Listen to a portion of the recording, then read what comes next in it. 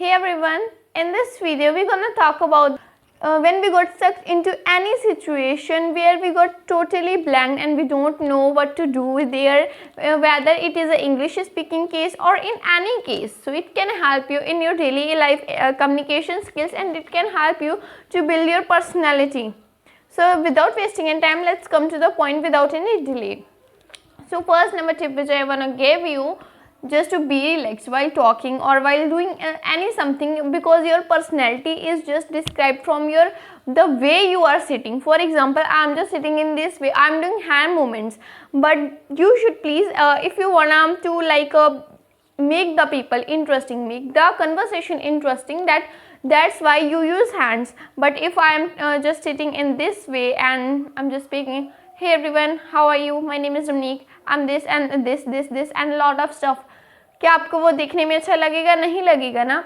वो चीज़ है कि आपको पहले तो अपना जो आपको अगर कन्वर्सेशन इंटरेस्टिंग करनी है तो आपके हैंड अपनी मूवमेंट्स जो है अपनी हैंड मूवमेंट्स है उनको अच्छा करना पड़ेगा, और उसके बाद आपको अपने बैठने का स्टाइल देखना पड़ेगा। आप ऐसे तो नहीं बैठे, ऐसे तो नहीं बैठे करके आपको अच्छे से ऐसे सिट करके बैठना पड़ेगा। और अगर आप किसी फॉर्मल इंटरव्यू में हो तो आप अपनी हैंड मूवमेंट्स थोड़ी सी अवॉइड करना, क्योंकि वहाँ पर बैड इंप्रेशन देती है hand movements. In a friendly talk, आप किसी फ्रेंड के साथ बैठे हो या फिर आप ऐसे वीडियो रिकॉर्ड कर रहे हो, तब आप ज़रूर इतने से ऐसे करके अपनी हैंड मूवमेंट्स देते रहना, ताकि जो पीपल है उनको, मतलब जो भी आपको पब्लिक लोग देख रहे हैं, उनको थोड़ा सा इंटरेस्ट पैदा हो कि हाँ ये ऐसे ऐसे कर रहे हैं। तो ये हैंड मूवमेंट्स मैं करती हूँ, ये मेरे नेचुरली आती हैं, तो ये मेरी आदत ही है। अगर मैं कुछ भी, अगर मेरे स्कूल में मैं ओरल टेस्ट दूँ तब भी मेरे हैंड मूवमेंट्स ऐसे ही होने लग जाती हैं। अगर मैं बात करने लगूँ तब भी मेरी हैंड मूवमेंट्स ऐसे ही होने लग जाती हैं। तो ये बस मेरा थोड़ा सा इंटरेस्टिंग वे है, मैं ऐसे ही बात करती हूँ, मुझसे ऐसे हाथ जोड़कर ऐसे बैठकर बात नहीं होती। और उसके बाद हम बात करेंगे सेकंड नंबर टिप पे। सेकंड नंबर टिप है हमारी आर्टिफिशियलनेस है हमारी, जो हम आर्टिफिशियलनेस दिखा जाते हैं इम्प्रेशन बनाने के चक्कर में। Please avoid this a little bit. कभी कभी हम ज़्यादा तेज़ बोलने लगते हैं, ज़्यादा स्लो बोलने लगते हैं, या फिर कुछ इतने डिफ़िकल्ट वर्ड्स यूज़ करते हैं जिनका हमें मतलब भी नहीं पता। ये मैं सिर्फ इंग्लिश स्पीकिंग के लिए नहीं, किसी भी चीज़, अगर हम कोई भी इंटरव्यू में बैठे हैं या फिर कोई भी हमारी कोई पर्सनैलिटी अगर कोई बंदा चेक कर रहा है, तो हम उसको कैसे बताएंगे कि हमारी पर्सनैलिटी कैसे। बी नेचुरल, बी मतलब speak slowly and elegantly in the front of other. Don't speak artificial. You do not need to behave artificial. Just behave as natural as you are in your real life. तभी लोग आपको पसंद करेंगे, तभी लोग आप में थोड़ा सा इंटरेस्ट देंगे।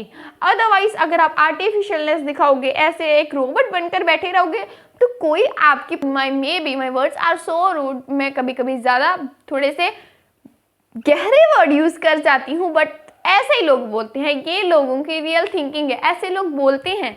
एंड इन रियली कोई ऐसे आपको प्यार से नहीं कहेगा अच्छा जी आप ऐसे क्यों बैठते हो। नो, लोग आपके चाहे मुंह पे ऐसे बोल दे, लेकिन पीठ पीछे क्या उल्लू ले आया रे तू, के कौन सा उल्लू आ गया पार्टी में, इसको बैठने का तो ढंग नहीं है।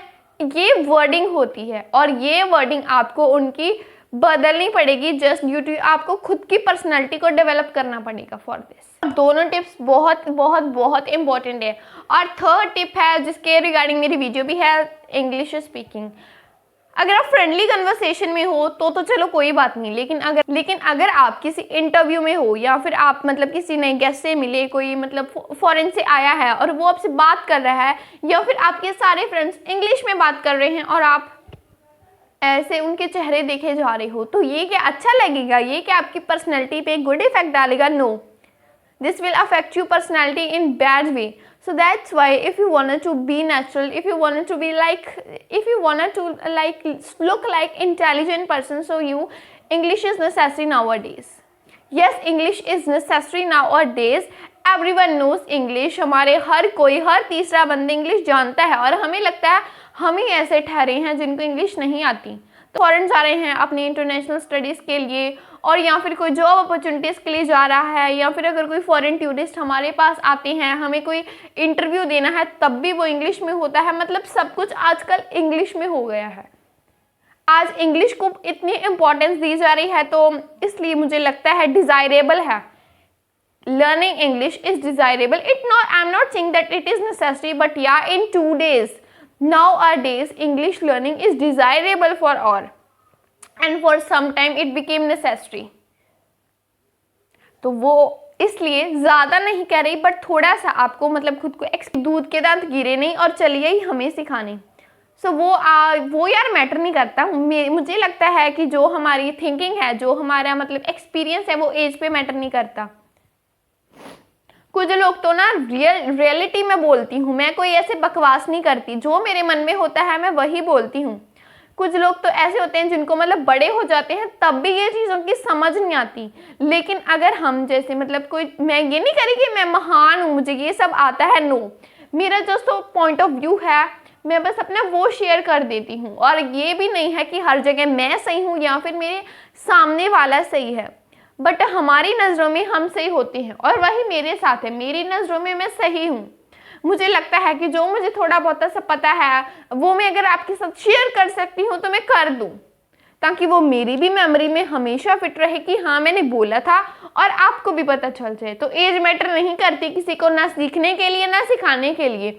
जब हम बोलते हैं कि सीखने के लिए कोई एज मैटर नहीं करती, अगर हमें लर्निंग करनी है तब एज मैटर नहीं करती, तो सिखाने के लिए भी एज मैटर नहीं करती।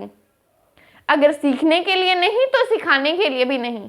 हाँ, अगर हमें कुछ पता है, हमें कोई नॉलेज है, तो बिंदास सिखाओ। So thank you, these are my 3 golden tips जो मैंने आपको देनी चाहती थी, जो मैंने वैसे खुद भी मैं फॉलो करती हूँ। अगर मुझे कोई ये कहोगे आप बातें मैंने हवा में नहीं की, मैंने ये फॉलो की हैं और मैं करती भी हूँ। That's why I am telling you, if you gonna follow these tips, it will definitely help you in improving your career and improving your pronunciation, English learning skills, and also it's help you to develop your personality, which is necessary nowadays. So that's why if you like this video, please press the like button, subscribe and share this video with all of your friends. Bye bye, catch you later.